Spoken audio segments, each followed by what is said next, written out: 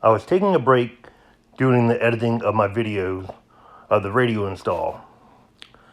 So I decided to go on Facebook and look around a little bit, and I noticed a member of my Thor group, Greg, was having a problem with his radio install. His radio had 3 camera wires going right to it with no multiplexer. I know it's a JRV212T, so I'm going to figure out what you need and what you have to do to be able to install an alternative aftermarket radio in its place. Then make an additional video for it with my radio install videos.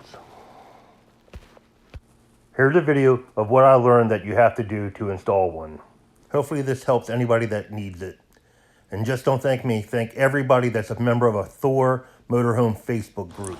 The Jensen JRV212T has a multiplexer built in to control the 3 cameras. When replacing the JRV212T with a different style head unit, it will require a Voyager SW3 separate multiplexer to automatically switch between the 3 cameras. That's sold from multiple retailers including Amazon, eTrailers, and Camping World. Okay, taking out the radio, you want to disconnect the 3 cameras and disconnect the 3-wire connector right beside it. Now with everything disconnected from the radio, you can pull it out. Look on the back of the radio, that 3-wire connector that you disconnect, you're going to be cutting that off and splicing it to attach it to the multiplexer. The multiplexer is using the same color codes for the wiring as the radio. So all you have to do for this connector is splice it to the green, blue, and brown wire according to color, and it's ready.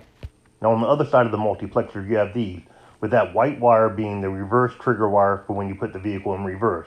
That will attach to the reverse trigger wire of the radio harness. The wire color for that for the Jensen JR1000 is a violet with white stripe.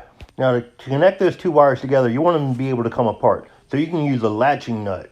That way you can put the white wire in one side, latch it, and you can snap the purple wire in when you install the radio. You can also use a male-female spade connector. You want to crimp one of them to the white trigger wire of the multiplexer, then the other to the violet with white stripe of the radio. Now it will be ready to plug in when you install the radio. Now you only have 2 more wires to hook up. The red wire you want to connect to a power source that only is on when the RV U store switch is in the use position. Then the black wire to ground or to a ground wire. I say use the radio harness, but use the coach side of the radio harness, not the radio side.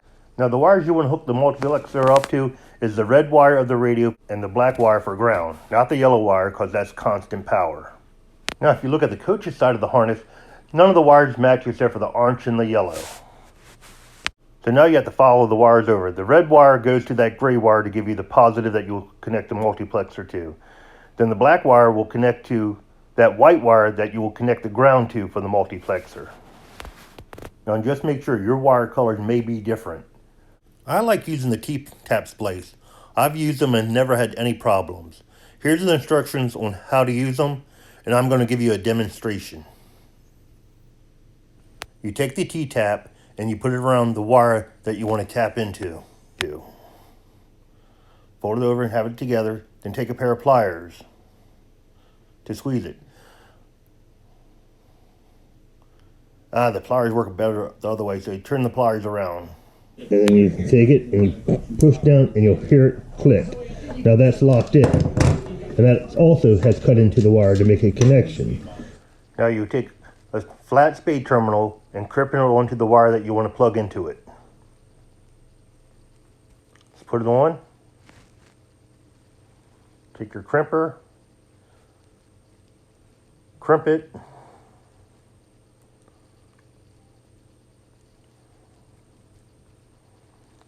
And now that is ready to plug into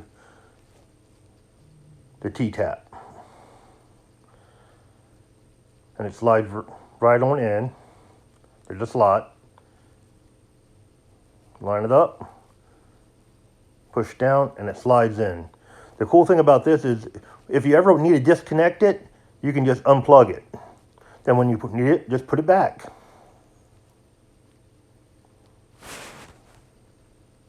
Now the multiplexer is ready to install.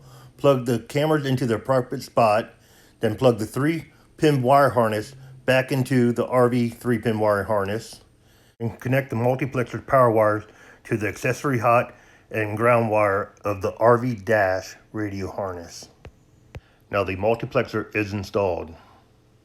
The only thing you have left to do when you put the stereo in is connect the purple white trigger wire to the white wire of the multiplexer and plug the RCA video cable into the back of the radio.